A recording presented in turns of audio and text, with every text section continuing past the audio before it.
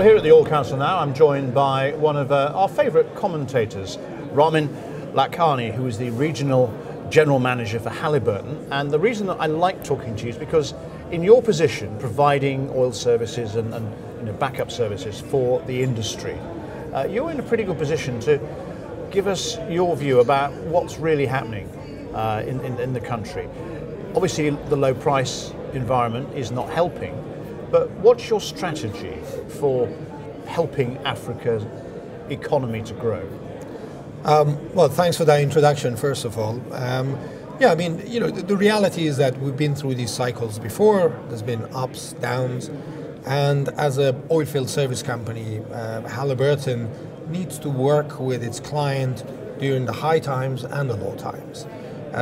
So in this particular environment, we do appreciate that a lot of our clients have cash flow issues and their profitability has been affected. So we have reacted to that. We've developed a strategy which tries to reduce the cost, create efficiencies, and come up with solutions that helps our clients to get through this difficult period.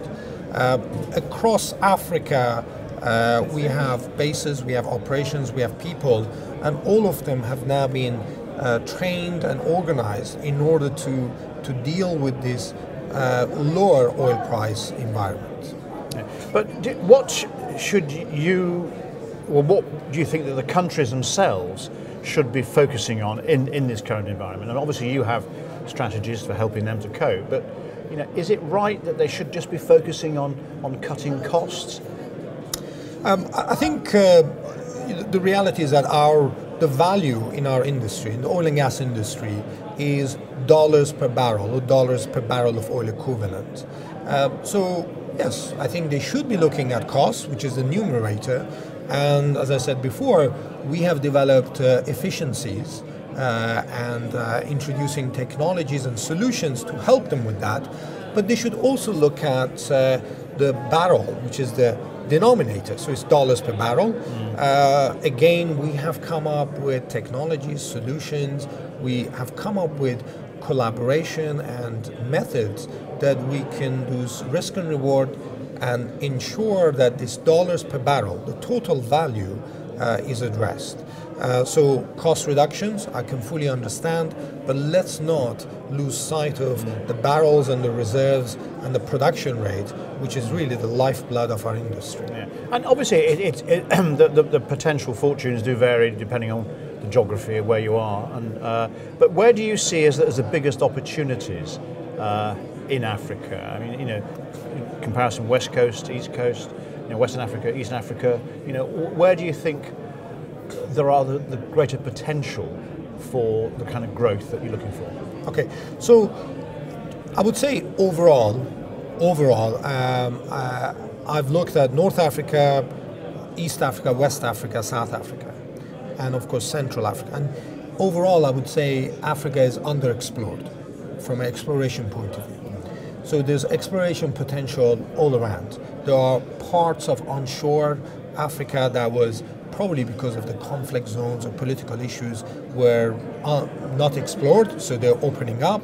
There's deep water, there's shallow water, there are lots of things opening up. But in general, I would say, of course, West Africa is attracting a lot of attention because you've got mature fields, which is an area where Halliburton has a lot of technologies, capabilities that can help our clients improve recovery, either enhance oil recovery or producing more from mature fields. I think East Africa has had some significant discoveries, especially gas and onshore oil in Kenya, Uganda, Mozambique, Tanzania. And these discoveries, everyone is waiting for that big development, whether it's LNG or big oil development. I'm sure once that big investment decision is made, it will have a transformational impact on the East Africa region. Yeah. What about your view about unconventional resources? What's the potential there? Because one might think, well, let's just go for the low-hanging fruit, the stuff that's easy to get out of the ground. Are we going to see shale being exploited? Fracking, there's a lot of investment needed there. Is it worth it? Well, I mean, let's look at first of all the sort of resource base, yeah, and there are a lot of studies and a lot of wells that have indicated there are big pockets of what we call shale resources, shale oil, shale gas, especially in parts of North Africa, even South Africa. I think I tend to agree with you that developing shale resources right now in Africa, it is a possibility, but the baby steps or the first steps would be towards let's target the tight gas, tight oil, and let's develop the infrastructure capability, and then the shale gas, shale oil could be the next step. And if you look at North American history and the shale gas revolution, it started by fracking and hydraulic fracturing of tight gas, tight oil, and then moved to more difficult horizons. Yeah. Now, as we were saying before we started this interview, saying actually when it's $100 a barrel, it's easy. You can sell things. When it's where it is now, that's much harder. You've got to really be quite creative and quite good. So, bearing that in mind, over the next 12 months, what's the strategy you've got for Halliburton in Africa? So our strategy is really centered around three key areas, and that is unconventional resources, mature fields or brownfield rejuvenation, and deep water.